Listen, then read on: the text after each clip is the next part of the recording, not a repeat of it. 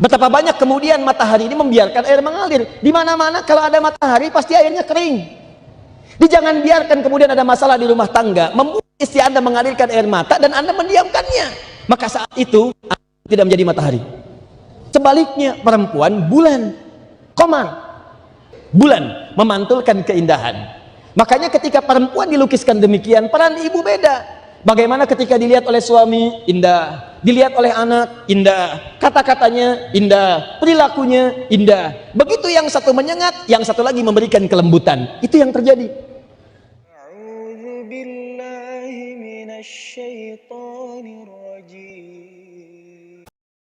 Fokus ini. Pertama, ayah dengan ibu punya peran mendidik anak. Itu dakwah. Nanti ada fungsi ayah, ada fungsi ibu. Ketika dibagi oleh Al-Quran jelas, ini yang mesti ayah kerjakan, ini yang mesti ibu kerjakan. Mohon izin ya, tahan sebentar. Saya rinci dulu nih, jangan-jangan selama ini kita punya misi dakwah di rumah untuk seperti ini, tapi tidak dikerjakan dengan baik. Kalau Anda tidak melalui jalannya dengan benar, seperti kereta api, tidak masuk relnya dengan benar, kemudian dia bergeser pada rel yang lain, maka besar kemungkinan dia akan mengalami goncangan, bahkan mungkin akan mengalami kejadian yang tidak diharapkan. Saya urutkan.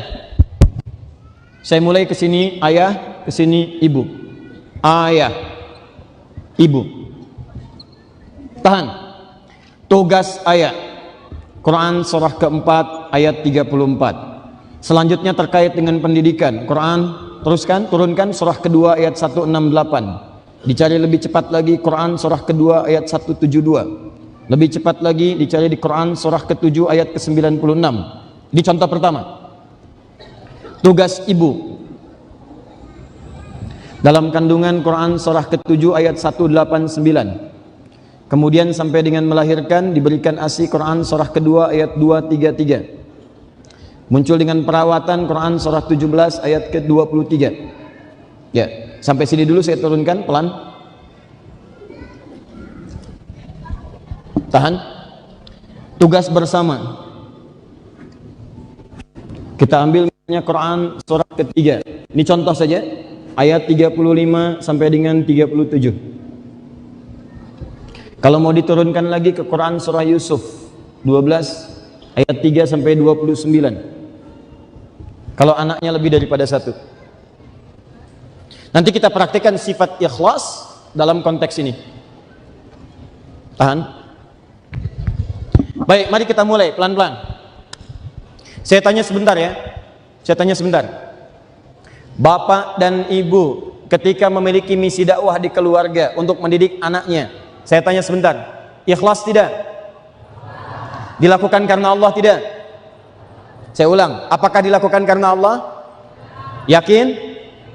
Dari mana taunya semua pekerjaan itu dikerjakan karena Allah Subhanahu wa taala?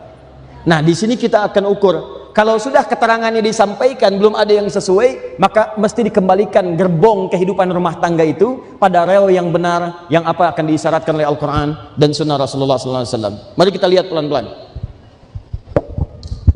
Sekali lagi, ikhlas mengerjakan segala aktivitas untuk mengharapkan ridha Allah Subhanahu wa taala. Acuannya ridha Allah.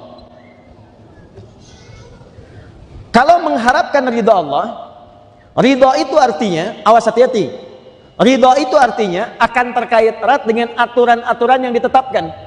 Anda mengharapkan ridha Allah berarti Anda tidak akan mengerjakan aturan-aturan yang bertentangan dengan ketetapan-ketetapan Allah Subhanahu wa taala. Persis seperti ini, Anda ingin mengharap ridha orang tua, tapi Anda melanggar ketentuannya. Kata orang tua, jangan keluar malam, Anda keluar malam. Kata orang tua, jangan datang ke tempat ini, tapi Anda mengunjunginya. Saat yang bersamaan Anda mengatakan saya ingin mendapatkan ridha orang tua, tapi Anda melanggar ketentuannya.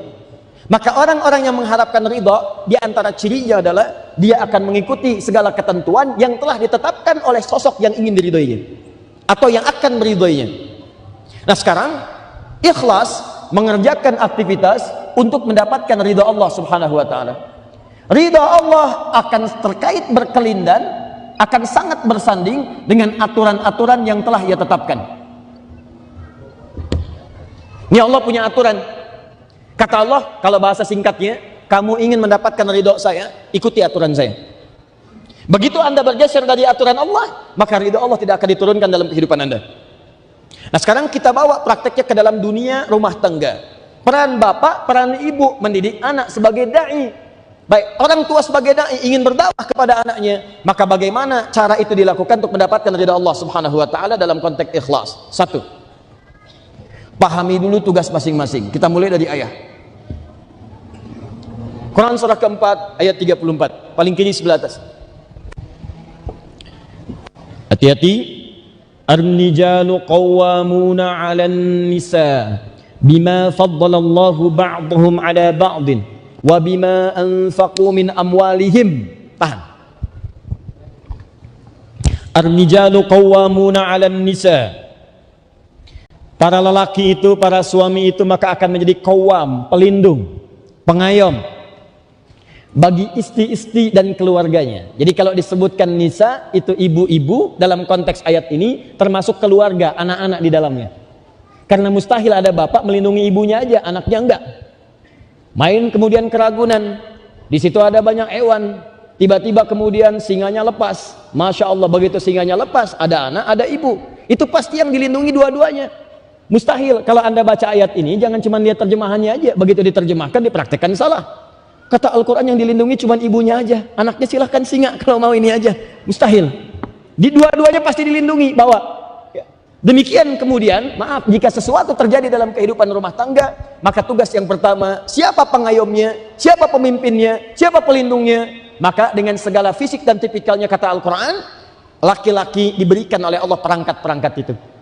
Jadi dalam diri laki-laki itu, beda dengan perempuan, fitrahnya diciptakan dengan kekuatan. Makanya kalau Anda lihat antara laki-laki dengan perempuan pasti kuat laki-laki. Dan pekerjaannya pun bebannya akan disesuaikan.